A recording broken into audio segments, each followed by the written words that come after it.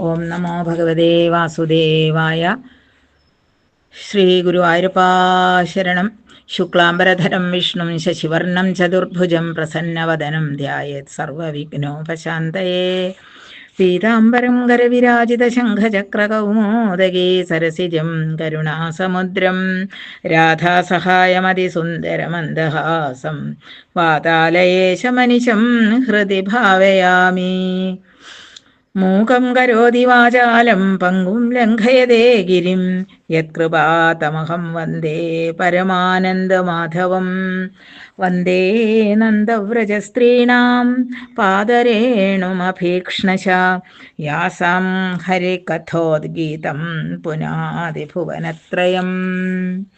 ഗുരവേ സർവലോകാനാം ഭിഷജേ ഭവരോഗിണാം നിധയേ സർവവിദ്യാനാം ശ്രീദക്ഷിണാമൂർത്തയേ നമഃ. സരസ്വതി നമസ്തുഭ്യം വരദേ കാമരൂപിണി വിദ്യാരംഭം കരിഷ്യാമി സിദ്ധിർഭവതു മേ സദാ. ശ്രീ മഹാസരസ്വതേ നമഃ. ശ്രീമന്നാരായണീയം ദശകം 82. ബാണയുദ്ധവും നൃഗമോക്ഷവും. പ്രദ്യുമ്നോ രൗക്മിണേയഃ സഖലു തവ കലാശംബരേണാഹൃതസ്ഥം ഹത്വാരത്യാ സഹാപ്തോ നിജപുരമഹരത് രുക്മികന്യാം ച ധന്യാം. തത്പുത്രോധാനിരുദ്ധോ ഗുണനിധിരവഹദ്രോചനാം രുക്മിപൗത്രീം തത്രോദ്വാഹേ ഗതസ്ത്വം ന്യവധിമുസലിനാ രുക്മ്യഭി ദ്യൂതവൈരാത്. ബാണസ്യ സാ ബലിസുതസ്യ സഹസ്രബാഹോർമാഹേശ്വരസ്യ മഹിതാ ദുഹിതാ കിലോഷാ. ത്വത്പൗത്രമേനമനിരുദ്ധമദൃഷ്ടപൂർവം സ്വപ്നേനുഭൂയ ഭഗവൻ വിരഹാതുരാഭൂത്. യോഗിന്യതീവ കുശലാ ഖലു ചിത്രലേഖ തസ്യാഃ സഖീ വിലിഖതി തരുണാനശേഷാൻ. തത്രാനിരുദ്ധമുഷയാ വിദിതം നിശായാമാനേഷ്ടയോഗബലതോ ഭവതോ നികേതാദ്. കന്യാപുരേ ദയിതയാ സുഖമാരമന്ദം ചൈനം കഥഞ്ജന ബബന്ധുഷി ശർവബന്ധൗ. ശ്രീനാരദോക്തതദുദന്തദുരന്തരോഷൈസ്ത്വം തസ്യ ശോണിതപുരം യദോഭിർന്യരുന്ധാ. പുരീപാലഃ ശൈലപ്രിയദുഹിതൃനാഥോऽസ്യ ഭഗവാൻ സമം ഭൂതം വ്രാതേർയദുബലമശങ്കം നിരുരുധേ. മഹാപ്രാണോ ബാണോ ഛടിതി യുയുധാനേന യുയുധേ ഗുഹ പ്രത്യുമ്നേന ത്വമപി പുരഹന്ത്രാജഖഡിഷേ. നിരുദ്ധാശേഷാസ്ത്രേ മുമുഹുഷിതവാസ്ത്രേണ ഗിരിശേ ധൃതാ ഭൂതാഭീതാ പ്രമഥകുലവീരാ പ്രമഥിതാ. പരാസ്കന്ദത് സ്കന്ദ കുസുമശരബാണൈശ്ച സജീവ സകുംഭാണ്ഡോ ഭാണ്ഡം നവമിവ ബലേനാശു ബിഭിദേ. ചാപാനാം പഞ്ചശത്യാ പ്രസഭമുപഗതേ ഛിന്ന ചാവേഥ ബാണേ വ്യർത്ഥേ യാദേ സമേതോ ജ്വരപതിരശനൈരജ്വരിത്വജ്ജരേണ. ജ്ഞാനീ സ്തുത്വാഥ ദത്വാ തവ ചരിതജുഷാം വിജ്വരം സജ്വരോഗാത്. പ്രായോന്തർജ്ഞാനവന്തോപി ച ബഹുതമസാ രൗദ്രചേഷ്ടാ ഹി രൗദ്രാ. ബാണം നാനായുധോഗ്രം പുനരഭിപതിതം ദർപ്പദോഷാദ്വിതന്വൻ നിർലൂനാശേഷദോഷം സപതി ബുബുധുഷാ ശങ്കരേണോപഗീത.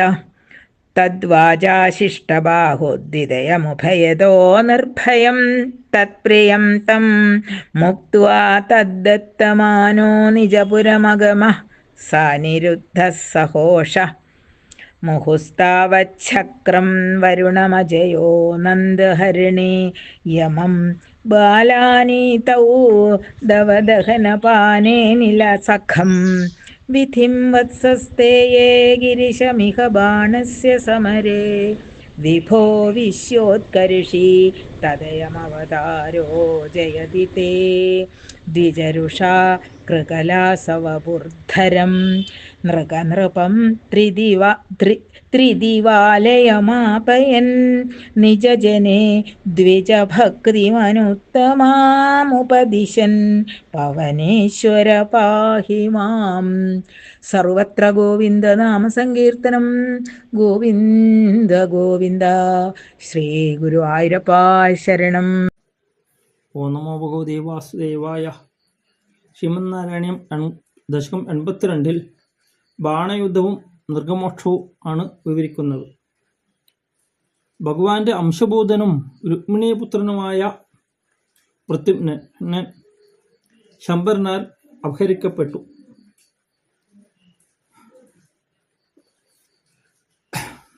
കാമദഹനം കഴിഞ്ഞ് ഭഗവാന്റെ നിർദ്ദേശപ്രകാരം രതീദേവി ശംബാസുരന്റെ ഗൃഹത്തിൽ പാർത്തു വന്നിരുന്നു. പ്രദ്യുമ്നൻ എന്ന് പറയുന്നത് കാമദേവന്റെ അവതാരമായാണ് കണക്കാക്കി വരുന്നത്. ഈ പ്രദ്യുമ്നനെ തിരികെ കിട്ടാനായി രതീദേവി ശംബാസുരന്റെ ഗൃഹത്തിൽ പാർത്തു വന്നിരുന്നു എന്നാണ് പറയപ്പെടുന്നത്. അപ്പം പ്രദ്യുമ്നനെ ശംബാസുരൻ മത്സ്യാഹാരമാക്കി കളഞ്ഞ മത്സ്യാഹാരമാക്കി കളഞ്ഞിരുന്നു. ആ മത്സ്യത്തിന്റെ വായിൽ കണ്ടെത്തി. അവിടെ വെച്ച് ഭഗവാൻ ശംബാസുരനെ വധിച്ച് പ്രദ്യുമ്നനെ മോചിപ്പിച്ചു.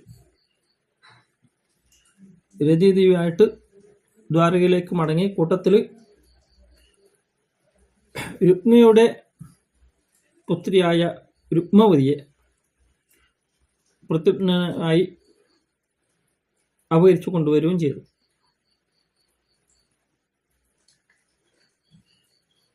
രുക്മിണിയുടെ പൗത്രി രോചന, അനിരുദ്ധന്റെ പത്നി. അനിരുദ്ധൻ എന്ന് വെച്ചാൽ പ്രദ്യുമ്നന്റെ മകൻ.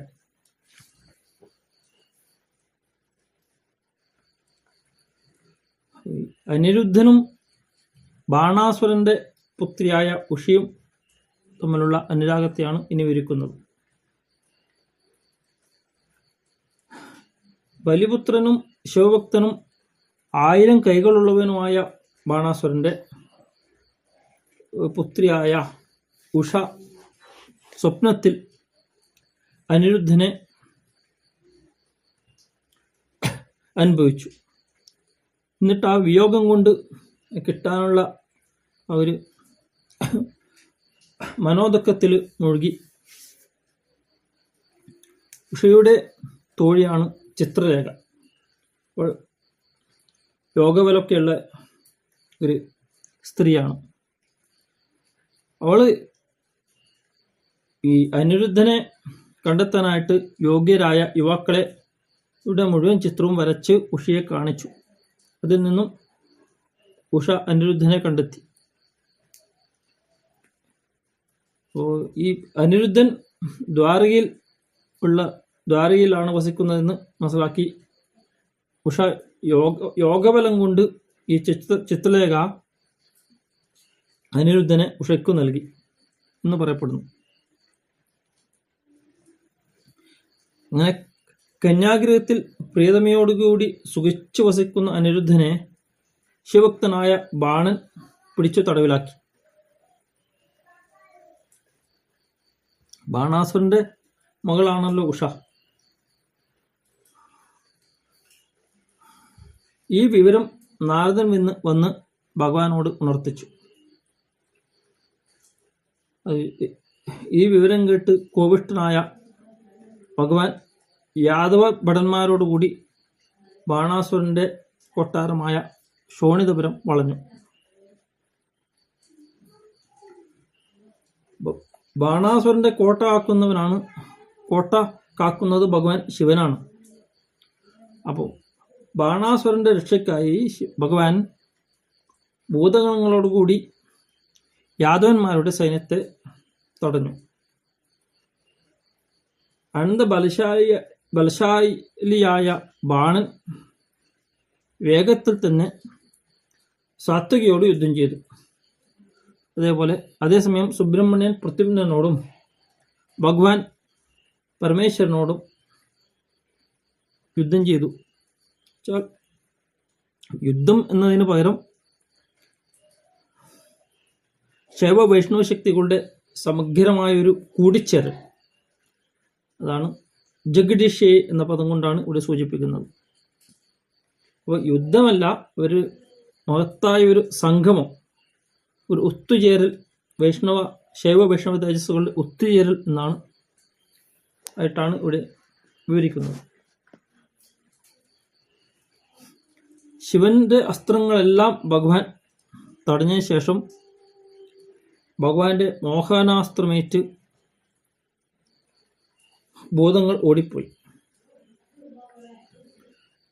സുബ്രഹ്മണ്യൻ പ്രത്യുമ്നന്റെ ബാണങ്ങളെ കൊണ്ട് പരാജിതനായി. മന്ത്രിയായ കുംഭാണ്ഡൻ ബലരാമനാൽ തകർക്കപ്പെട്ടു. ബാണൻ യുദ്ധം ചെയ്ത് പരാജിതനാകുന്നു.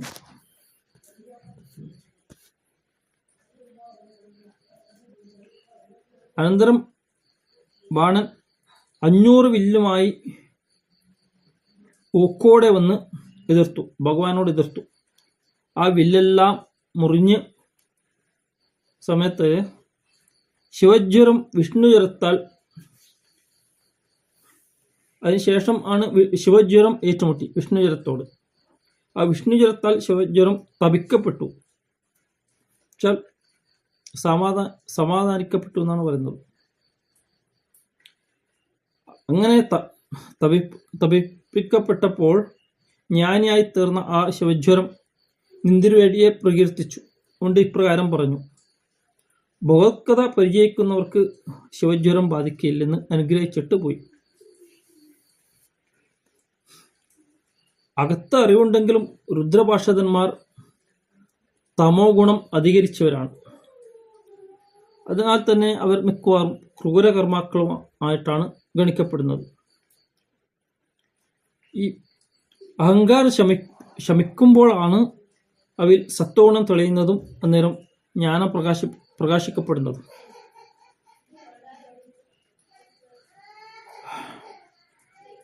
എന്നിട്ടും ഇത് അഹങ്കാരം കൊണ്ട് കണ്ണു കാണാതായ ബാണൻ പലതരം ആയുധങ്ങളെ കൊണ്ട് ഭഗവാനോട് ഏറ്റുമുട്ടി. ഭഗവാൻ എല്ലാ കൈകളും സഹസ്രകരങ്ങളും മുറിച്ച് ശങ്കരനാൽ സ്തുതിക്കപ്പെട്ടവനായി ആ ശങ്കരന്റെ അപേക്ഷപ്രകാരം 4 കൈകൾ മാത്രം ശിവസേവകനായ ബാണന് അത്രമാത്രം ബാക്കി എല്ലാ കരങ്ങളും ഛേദിക്കപ്പെട്ടു എന്നാണ് പറയുന്നത്.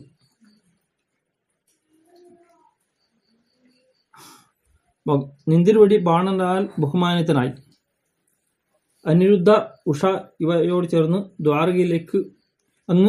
ഭഗവാൻ ദ്വാരകയിലേക്ക് വിജയായി തിരിച്ചെത്തി.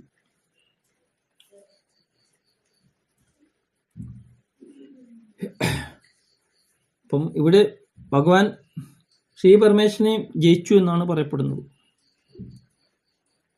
അങ്ങ് ഭഗവാൻ കൃഷ്ണൻ ഗോവർദ്ധനോദ്ധാരണത്തിലും പാരിജാതാപഹരണത്തിലും ദേവേന്ദ്രനെ ജയിച്ചു. നന്ദനെ അപഹരിച്ചപ്പോൾ വരുണനെ ജയിച്ചു. ഗുരുപുത്രനെ കൊണ്ടുവന്നപ്പോൾ കാലനെയും, കാട്ടുതീ ഒഴുങ്ങിയ സമയം അഗ്നിയെയും, വെക്കിടങ്ങളെ അപഹരിച്ചതിൽ ബ്രഹ്മാവിനെയും, ഈ ബാണയുദ്ധത്തിൽ ശിവനെയും ഭഗവാൻ ജയിച്ചു. അതുകൊണ്ട് ഈ കൃഷ്ണാവതാരം എല്ലാ അവതാരങ്ങളെക്കാളും ശ്രേഷ്ഠമായി വിജയിച്ചരുളുന്നു. ഇന്ദ്രൻ, വരുണൻ, അഗ്നി, ബ്രഹ്മാവ്, ശിവൻ ഇവർ ഉത്കൃഷ്ട ഇഞ്ഞവാക്കുകളായ ദേവതമാരായി ഗണിക്കപ്പെടുന്നു. ഇവരെ എല്ലാം ജയിച്ചതിനാൽ ദിവ്യത്വത്തിൽ കൃഷ്ണാവതാരം തന്നെ മഹത്തരമായി പ്രസ്താവിക്കപ്പെടുന്നു.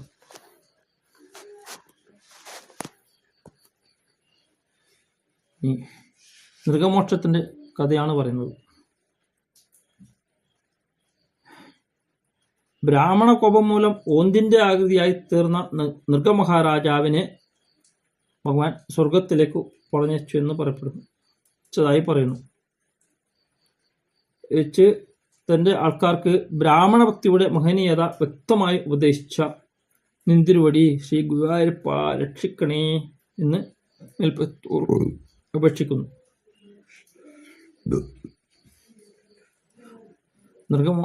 നൃഗമോക്ഷത്തിൻ്റെ കഥ പറയുന്നു.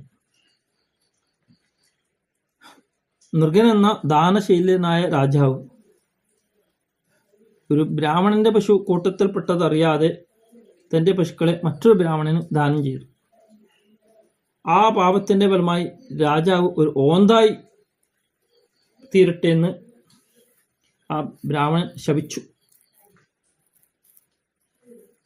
ഭഗവാന്റെ സ്പർശത്താൽ അദ്ദേഹത്തിന് ശാപമോക്ഷം കിട്ടിയെന്ന് ആണ് പുരാണകഥ. ഇവിടെ ബ്രാഹ്മണന്റെ മഹത്വം പ്രഖ്യാപിക്കുന്നു. പശുക്കളും ബ്രാഹ്മണരും സർവദാ പൂജ്യന്മാരാണെന്നു കൃഷ്ണാവതാരത്തിലൂടെ വ്യക്തമാക്കിയിട്ടുണ്ടല്ലോ. ഇത്രയുമാണ് ദശകം 82 ബാണയുദ്ധവും നൃഗമോക്ഷവും എന്ന